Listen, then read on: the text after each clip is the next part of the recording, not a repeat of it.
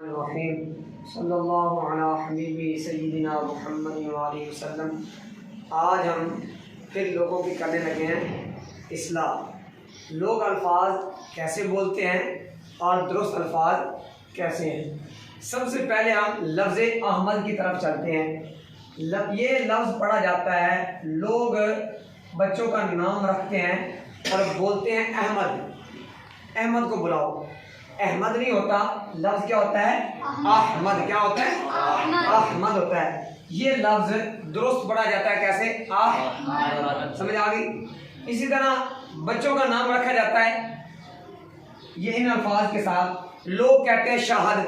क्या कहते हैं? ये खास कर जो शहरी हजरात हैं वो कह देते हैं यार शाहद में बुला, तो ये शाहद नहीं होता। क्या होता है? शाहिद होता है। क्या होता है? शाहिद। क्या होता है? शाहिद। इसी तरह लोग कहते हैं आबद। क्या कहते हैं? आबद नहीं होता। क्या होता है? आबिद होता है। समझ आ गई। ये ज़हन में रखें, कोई भी लफ्ज लिखा हो, जैसे ये शाहिद लिखा है, पहले लफ्ज कोई हो, आगे अलिफ आ जाए, पहले लफ्ज के बाद अलिफ आ जाए, आगे इस तरह का लफ्ज हो, यानी ये फाइल के वजन पर हो, तो उसको शाहिद पढ़ेंगे। आबिद, जाहिद, ठीक है। आलिम, लोग आलिम को आलम कहते हैं। क्या कहते हैं? आलम और आलिम में फर्क है। आलम और आलिम में फर्क है। ये सही पढ़ने में क्या है? आलिम है। क्या है? आलिम जो इल्म रखने वाला होता है, जो दर्स इस्लामी करता है, उसको क्या कहा जाता है? आलिम। क्या कहा जाता है?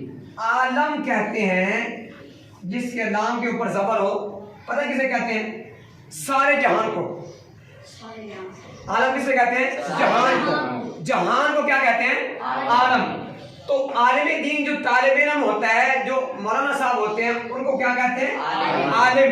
जो जहान होता है उसको क्या कहते हैं? आलम। समझ है कि नहीं?